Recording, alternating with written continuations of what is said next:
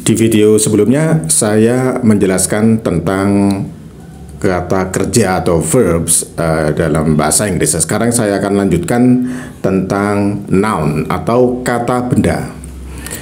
Kata benda dalam bahasa Inggris terbagi menjadi dua, yaitu kata benda yang bisa dihitung disebut dengan countable noun, dan kata benda yang tidak bisa dihitung disebut dengan uncountable noun.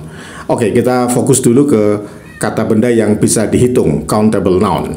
Kata benda yang bisa dihitung adalah kata benda dengan ciri-ciri di mana kata benda itu bisa ditambah dengan s atau es. Contohnya book, kalau itu satu buku. Kalau lebih dari satu buku maka ditambah dengan s, books. Atau kalau akhirannya x atau s maka ditambah dengan es, seperti kata box menjadi boxes. Ya, itu sangat mudah ya. Itu disebut dengan countable noun.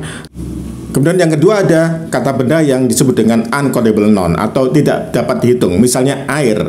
Air bahasa Inggrisnya water. Tidak boleh air, waters, to waters, tidak boleh. Jadi harus bentuknya adalah bentuk aslinya water. Water itu sudah berarti singular dan plural. Jadi selalu dalam bentuk yang seperti itu. Atau udara, air, ya. Water, air, itu adalah bentuk-bentuk yang disebut dengan uncountable noun, tidak dapat dihitung. Oleh karena itu kita harus mengetahui kata benda mana yang bisa dihitung dan kata benda mana yang tidak bisa dihitung. Saya ulangi lagi bahwa ciri-ciri kata benda yang bisa dihitung adalah bisa ditambah dengan s atau is. Tapi kalau kata benda yang tidak bisa dihitung, uncountable noun, tidak boleh ditambah s atau is. Itu tadi adalah kata benda dari sisi bisa dihitung dan tidak bisa dihitung, countable noun dan uncountable noun. Sekarang kita harus juga perhatikan bahwa dalam bahasa Inggris itu ada kata benda yang tidak asli. Dalam pengertian ada kata benda yang mendapatkan awalan dan akhiran.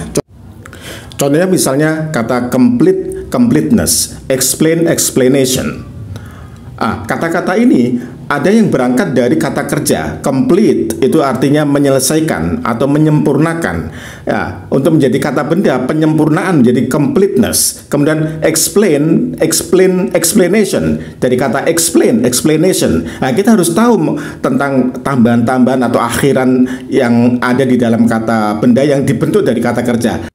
Ada juga yang dibentuk dari kata sifat, misalnya careful menjadi carefulness, jadi hati-hati, kehati-hatian. Jadi kita harus mengerti tentang tambahan atau akhiran daripada kata benda yang dibentuk dari kata kerja dan dari kata sifat. Dan ini harus kita terus-menerus kita pelajari dan harus kita ulang-ulangi. Kita bisa belajar ini melalui membaca, melalui mendengarkan dan lain sebagainya.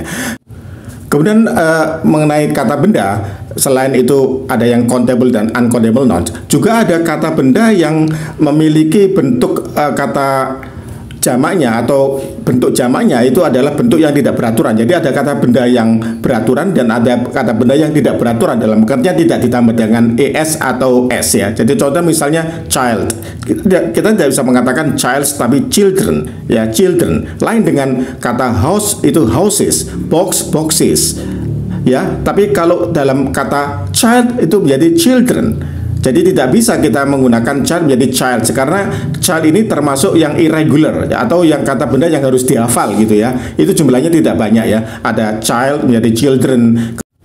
Kemudian seperti kata food menjadi feed, kemudian kata mouse menjadi mice, kemudian kata tooth menjadi teeth dan lain sebagainya. Itu tidak banyak jumlahnya dan cukup dihafal saja ya. Lama-kelamaan pasti akan tahu juga karena sering membaca. Kemudian ada kata benda yang lainnya dan kita akan bicarakan di episode berikutnya.